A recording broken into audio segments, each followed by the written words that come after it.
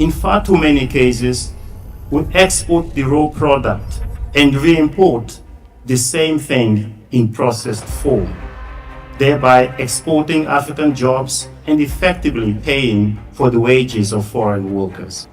Industrialization is not an option for Africa, it's an imperative. Simply put, by adding value to our raw materials here on the continent, we can convert our resources to the real blessings they are rather than allowing them to continue to be a curse imposed on us. Ruchir Sharma, in a December 2023 Financial Times op-ed, bluntly titled, "The World Economy's Biggest Problem is Africa," argued that the biggest problem for global growth is Africa, now home to 1.5 billion people. For the world economy to grow faster as a whole, Africa would need to find a way to employ these workers productively and capitalize on its demographic dividend. But for most African countries, that's not happening. According to a June 2013 IMF blog post by Deputy Managing Director Dr. Antoinette M. Saye, Sub-Saharan Africa trailed only developing Asia in terms of the fastest growing regions of the world. The factors behind this growth included strong investment capital, favorable commodity prices, and generally prudent macroeconomic management. Dominant on the list in 2012 were oil and commodity-dependent countries of Angola, Nigeria, DR Congo, Ghana, and Mozambique. In a 2022 report, also by the IMF, growth prospects were best for Senegal, Rwanda, Cote d'Ivoire, Benin, and Togo. Insecurity and continued dependency on the inefficiently run oil and gas sector in Nigeria and the electricity crisis in South Africa have led to the World Bank cutting growth forecasts for the continent's top two economies by GDP.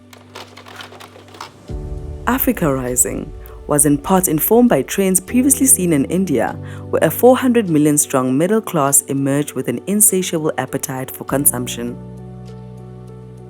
The Africa economic story is now centered around a focus on industrialization, innovation, and the important role that MSMEs play in economic growth. I think it's really interesting. Africa has this major opportunity in terms of its urbanization process. Whilst it's the fastest urbanizing, whilst it's the latest urbanizing, it is the place that it's urbanizing when we've never had this much data. We've never had this much predictive capacity.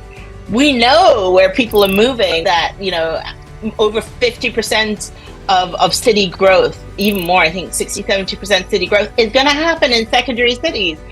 We have the opportunity to plan for that now, to create that enabling environment that is going to, that could flourish, not in the distant future. We're talking near future. We're talking 2030. There's evidence of this in countries such as Vietnam that has built a robust industrial sector. Vietnam's march towards industrialization is evidenced in their sectoral breakdown of GDP. According to the General Statistics Office in Vietnam, the agriculture, forestry, and fishery sectors accounted for 12% of GDP in 2022.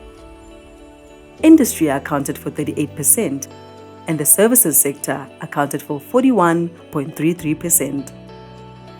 The comparative analysis for a few African countries paints a different picture. There are immediate opportunities for Africa, in amongst others, the food, pharmaceutical, and the textile and apparel value chains.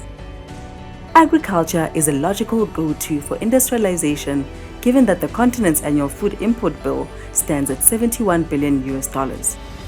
What an investor would look for is a building, a manufacturing site that basically he can move into and start his operations.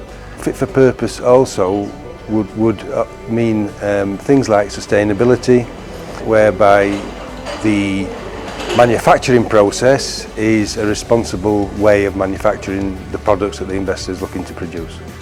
Sectors like textile and apparel could also provide an opportunity for industrialization, for which many of the inputs, labor, raw materials, land, and utilities are in place. I think, again, another really important dimension also when it comes to people is the financial dimension. It's how we take on money and what we invest in. And the reason being that taking on debt is an intergenerational pact. It's a pact that we make about, okay, us as a government or as the, private sector or who, we're taking money now to make an investment that will need to be paid back by someone in the future. Implementation of true industrial policy requires a whole of government and beyond approach and action, aligning industrial, trade, and other sector policies, and putting science, technology, and innovation at the center of it to ensure that we remain globally competitive beyond our initial endowments and comparative advantages. Right now, we are fortunate. Eventually, we saw the light and put an African continental free trade area in place. So how do we make that a reality? Because that's the market that offers us an opportunity. The World Bank forecasts that the AfCFTA could lift 30 million Africans out of extreme poverty, boost the incomes of nearly 70 million people, and generate $450 billion in income by 2035. Under the current trajectory, wages would rise by 11.2% for women and 9.8% for men. Africa's exports to the rest of the world would go up by 32%. Intra-African exports would grow by 109%, led by manufactured goods. Up to $450 billion will have been added to the continent's GDP, and up to 100 million people will have been lifted out of poverty.